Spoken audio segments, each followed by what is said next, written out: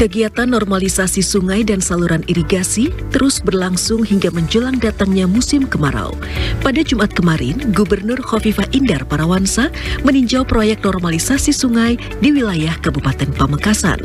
Dengan didampingi Bupati Kholilur Rahman dan Kepala Dinas Pekerjaan Umum Sumber Daya Air Bayu Triaksoro, Gubernur menyaksikan kondisi sungai Jombang di Jalan Trunojoyo, Kali Klampar di sekitar Jembatan Gurem, dan Kali Klowang di kawasan Gelada Anyar yang merupakan anak sungai Semajid. Air ketiga sungai ini sering meluap dan mengganggu aktivitas warga di sekitar Jalan Trunojoyo dan Desa Laden. Pemerintah Provinsi Jawa Timur mengerahkan ekskavator dan dump truck untuk mengangkat sedimen dari dalam sungai. Petugas juga membersihkan tanaman liar dan sampah agar badan sungai memiliki daya tampung yang lebih tinggi.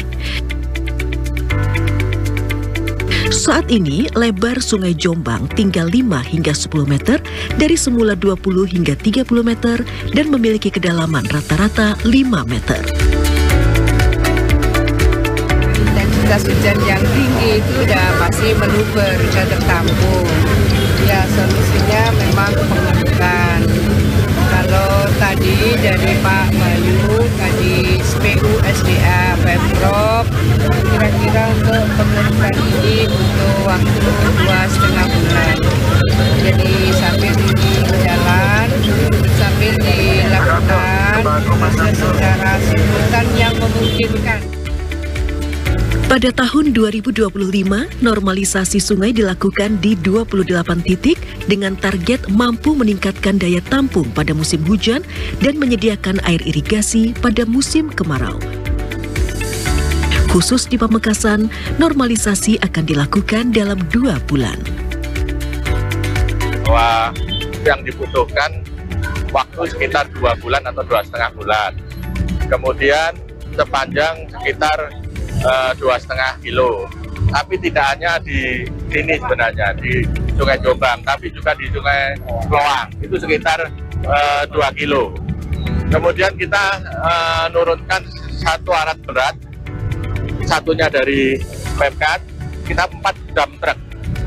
Dan dibantu oleh Pemkat untuk swell bank. Swell bank itu untuk menaruh sedimen-sedimen ini di TKD sama tadi disampaikan di sekitar gor. Sehingga kan buangannya ini volumenya, sehingga nanti kita bisa membuang dengan tidak sesuai dengan bahwa itu perlu untuk landfill, untuk meratakan tempat-tempat yang di TKD sama yang di gor. Kemudian ada yang bocor-bocor yang dibangun oleh APBN ini akan kita tambal.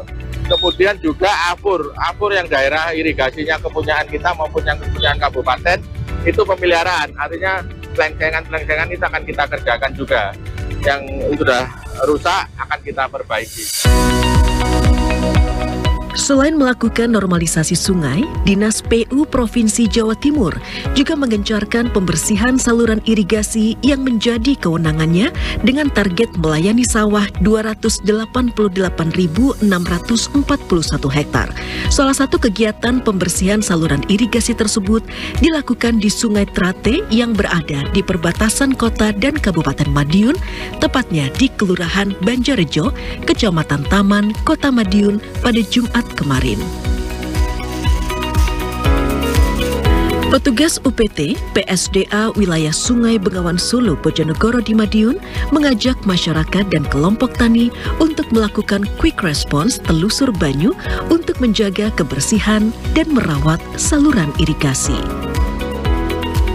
Kegiatan quick response ini meliputi pembersihan metan atau alat ukur BTR 2 kiri, serta penyisiran rumput liar dan sampah yang menumpuk di aliran sungai.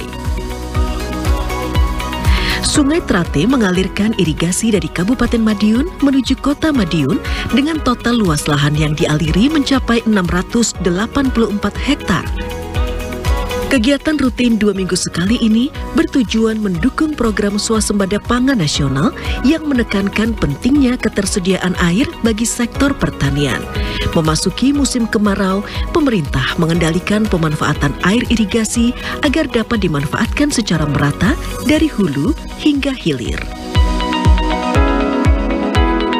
melakukan giat quick respon pembersihan medpan alat ukur BDR 2 kiri dan membersihkan rumput serta tanaman liar. Di sini bahwasanya kita juga mengikuti dari program pemerintahan kaitannya dengan swasembada pangan, bahwasanya di DI Trate ini kewenangan Dinas PU Pusda Jatim lintas kabupaten dan kota. Mungkin untuk dengan area seperti ini bisa pemanfaatan air bisa sampai dari hulu sampai ke hilir. Mengingat di sini Pak masih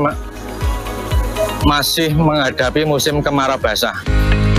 Sejumlah petani yang mengikuti pembersihan sungai menyambut baik kegiatan ini, mengingat aliran irigasi yang melintasi Pilangbango, Manis Rejo, dan wilayah sekitarnya merupakan urat nadi pertanian di daerah ini.